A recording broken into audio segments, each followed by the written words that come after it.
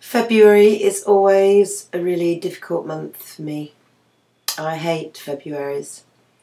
February is the month where my son Blake died, the 18th of February, and this year it's the 6th anniversary of Blake's death during a seizure in his sleep and coming in to wake him up on a Friday, the 18th of February 2005, and finding him dead.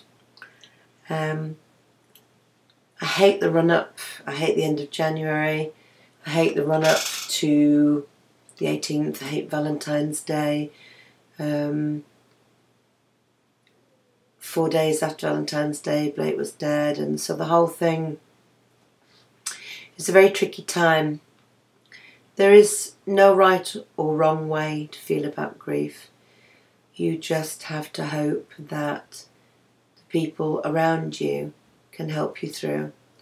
You know, you wish your partner and your family and your friends can be understanding and help you and support you through what is one of the worst deaths you can ever have happen in your life to cope with.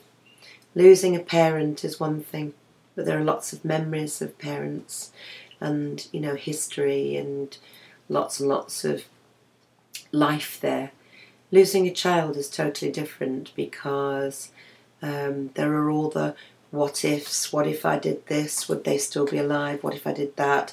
What if I'd done that? What if I'd been there earlier? What if I'd, you know, stopped them from going out? If it's a motor car accident, what if I'd, you know, taken them or whatever? If it's, you know, suicide, what did I do wrong as a parent? If it's an illness, you think, why couldn't I do something to help my child? There's all sorts of questions involved in a child's death. You feel that you failed them. You feel that there must have been something you missed. There are lots of questions, lots of guilt with any bereavement to do with a child in particular. You somehow feel that you should have been invincible and perfect parent, almost akin to God, where you could create a miracle to save them. And when you didn't do that, you failed as a parent in every important way that you can fail as a parent. That's what you think. And of course, grief is one of those emotions where there is such a lot of guilt attached and pain attached. But as a parent or as a family member, for a child, even if that child's a young adult, it's extremely painful. As I'm sure quite a few of you have got your own experiences. What can you do to get through? Well, you just have to draw on all your reserves of courage and keep yourself busy as you can on the days where you're dipping, and you're dipping a lot in the run-up to and just after.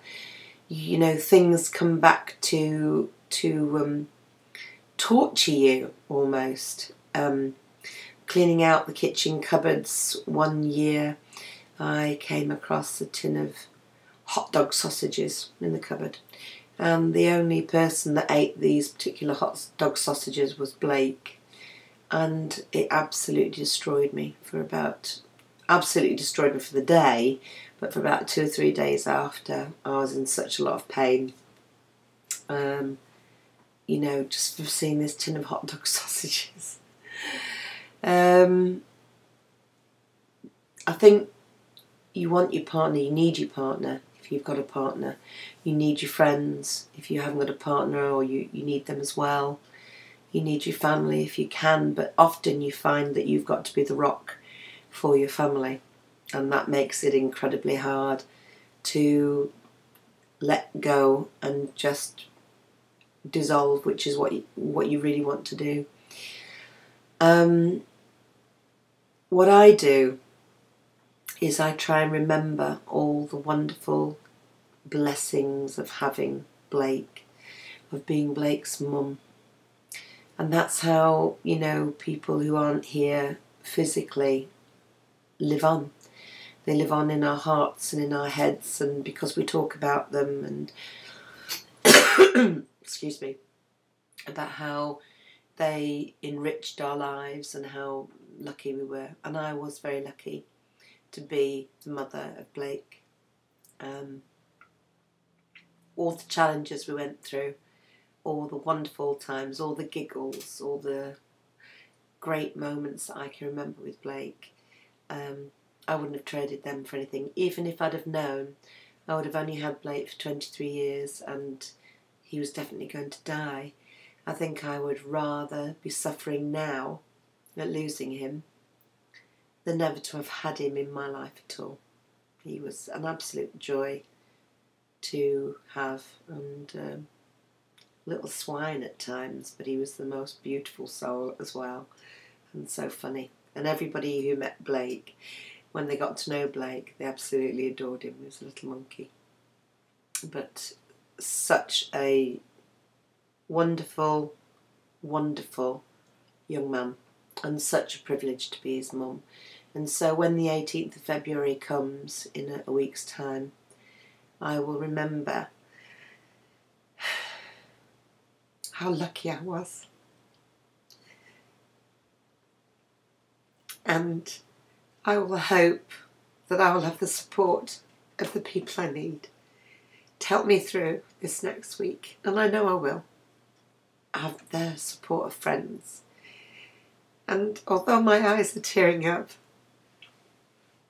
I know that I wouldn't have missed having Blake for all the world.